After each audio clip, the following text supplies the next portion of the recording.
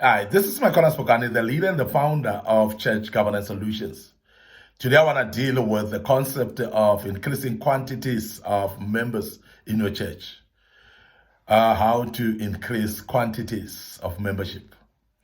This is very important because we have always spoken very intensely about the quality of the Christians. And we are teaching actually in the main that it is very important to have quality Christians than just the quantity. But I'm sure as pastors you will agree with me that you need the quantities as well in order to develop quality. So there must be people coming into the church. There must be members in the church before you start speaking about quality of the membership. So you need to have numbers of people coming to your church. It is a dream of every pastor to see attendances increasing. And I must say this, that for every pastor that is there and running a church, you are actually willing to see numbers increasing.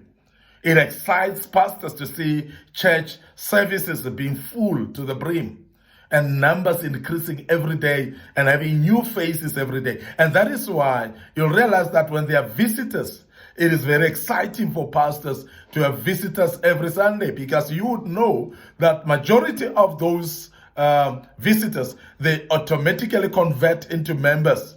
But it needs to be coming with the quantities first before we speak about the quality of the membership of the church. That's very important.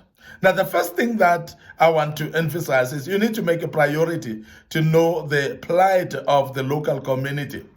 So if you are going to have members, you're going to have numbers, you cannot expect people to come from far, because there is the tendency of people going to church because of proximity.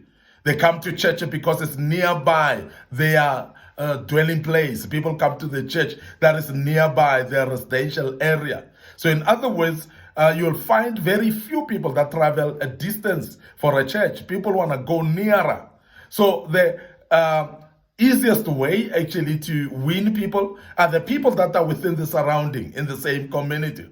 Now, I want to emphasize the fact that the community around you, you need to know it well, to an extent that you know what are their frailties, you know what are their needs, and you therefore make sure that you identify actually the profile of that community, the plight of that community, what they're going through, what are the main things in that community, what are the activities that they do over weekends, and what is happening during the week, and what is happening at night and during the day. So that's very important. So the plight of your community is very key.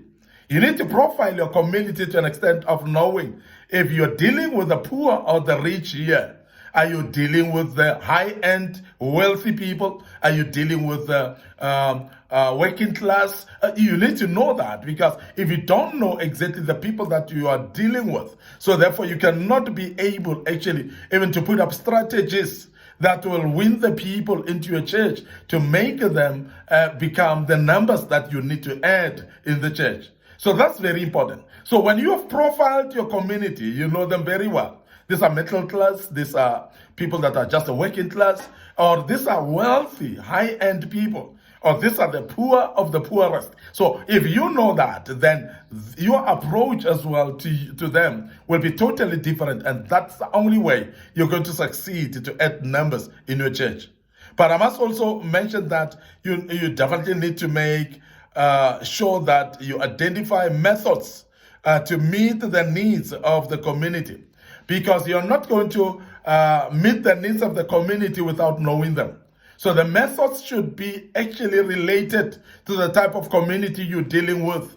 Just imagine if you are in the midst of the poor of the poorest, and you're going to record your messages or preachings actually on video, and you're going to post that, say, on a social media platform that will need data or that need an internet to listen to, and you know for sure that you're in a community that doesn't even know what internet is all about, that don't even know what is how to have data, because they're prioritizing to have food on the table than to buy data. So therefore, I want to emphasize that it is therefore very important that after profiling your community, you are therefore putting up some means and methods of how to approach that particular community. Is it appropriate? Is it not appropriate? Is it the way to go with this type of community? Yes, discuss that with your leadership board and come up with methods that are applicable and more preferable by the community that you're in. That's very important that you do so. The other thing is address the church in local community language.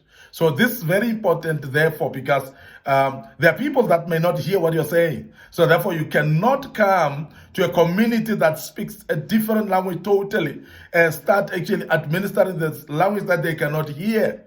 I cannot go to France and go and minister in Sotho, for instance, or in Zulu, because I know that nobody in Europe will actually be au fait with South African languages. So therefore, I cannot go and open a church in Europe and expect myself to be preaching in Tswana or in Swazi and in Ndebele or Xhosa, and whichever language it is. So because I know for sure that is French, and the French would love to hear the gospel in French. So that's very important that you appropriate yourself according to that community.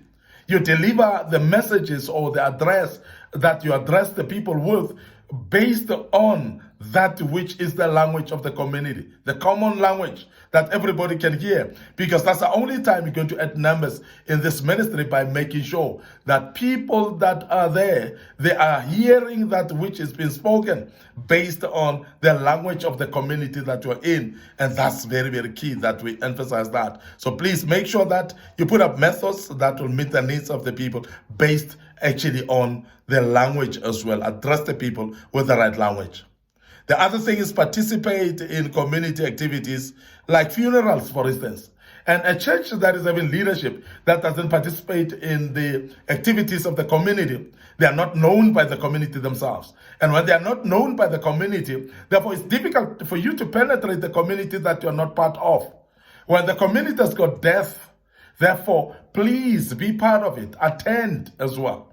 And I always also advise church leaders that if you've got a building where you've built actually a church, so therefore you might even need to help the communities with the church building when they need to have meetings, for instance, or even funerals, as I've mentioned earlier. And that's very key, that we emphasize that as a leader of a church, please identify the needs of the community. Please meet them as well when they need you. And if there are community members that have got no church, and maybe they're drinking and they don't come to church at all, but when they lose their loved one, be a member of one of the people that participate. Please make sure that you're part of participation and help them even to bury their loved one, because that will actually turn things around and they will actually see your church in a better light. So that's very, very important that you gel yourself into the community. You make sure that you commonly relate to the community and be able to do things the way that the community will appreciate, because you will also know that they need you in this regard. You'll be able actually to assist them. You'll see the church will start filling up and people will start developing to become members in the community because they want to be part of this great church that is helping them. Participate in community activities much big time. Institute home visits as well. Now, the issue of home visits is therefore speaking to pastors that stay in the same community. Very, very important. As much as you're dealing with this community, with this society, so it is very important that you do house visits to them as well. There are people that are dying in their own houses. People are sick. People are dying because of different aspects of life. The challenges that life throws out upon them. And of course, the curveballs that always life throws upon people. So as a pastor or a leader, you need actually to establish what we call house visits and make sure that you avail yourself to visit those that are more in need. In the name of Jesus, pray for them as well and make sure that you encourage them. And therefore, that's the only way you win them. We're not going to the houses of the people just to only go and convert them. But we need to go there to go and service them and serve them. And as you serve the people are more than ready actually to see the church as a church of choice and people want to be part of your church because they've seen you visiting them and helping them in this regard where they are having problems in their own families, and you are there to assist them. So institute that and make sure that there's some home visits. Invite people to church, and this must be intentional, and this must be conscious as well. And therefore, we always speak about the operation of bringing people to church and inviting people to church, and don't ever by any chance judge people. So in other words, you'll invite people of different behaviors and characters, invite them to the church, let them come, let them be part of the church service. And I want to tell you now, when you do that, you're going to find the people making easier decisions to come to church, because by the time they make a decision, they would have known some few faces in the church. Let me tell you this, that the most difficult thing for a new person is to walk into a place where they gathered many people, that they are aware that those people don't know them, and they are not knowing anybody in that regard as well. So because of that, therefore, we are emphasizing the fact that you need to make sure that you as a leader, as a pastor, you make sure that you instill to the people to invite people. You actually encourage your people to invite people as well. So please send out invitations to the people around. It could be in the form of letters. It could be in the form of door-to-door knock and invite the people. It could as well be through social media. And that's very powerful, particularly in the days that we're living in. Let people know that there's a church next door, and let them come and attend, because we know for sure that when you invite people, people want to be part of it, but people want to be part of the church that they know somebody. And make sure that you actually remove that fear that they may have of stepping into a church that they don't know anybody, but by befriending them and being part of their lives, and make sure that you invite them for them to be part of your church. That's very key as well, that we emphasize that. Now, the other thing is welcome visitors and follow up on visitors that have visited in our church. Now, the other greatest thing that you do is to make sure that when there are visitors, they are welcomed in a very great manner, in a very special manner, and let people be happy of being part of this church, because they would have seen the welcome that they receive in the first place in this church. Now, first impression lasts longer, and I'm sure you would agree with me that the way somebody has been welcomed in the beginning is the only way that we are going to see them doing well and coming back to the church, because they would have seen that this church is welcoming, this church is actually making us part of them, they love us, but because of that, then people will keep on coming and make sure that they will come. And we of course, increasing numbers could be also reproductory, whereby we are having our own children. Please, let's make sure that we come with our own children to church. Let them grow up in church. That's another way of actually increasing church numbers, or the quantities of the people that come to church. I want to end up here today. Your host, Michael Spokane. Thank you very much for listening to us and being part of this great topic. And I hope you're going to listen to us as we take up another topic tomorrow. But just remember also to like our social media platforms and be notified as well when we post in videos. There is a YouTube channel as well that you could actually subscribe to and be part of our YouTube channel. May the good Lord bless you, and cheers for now.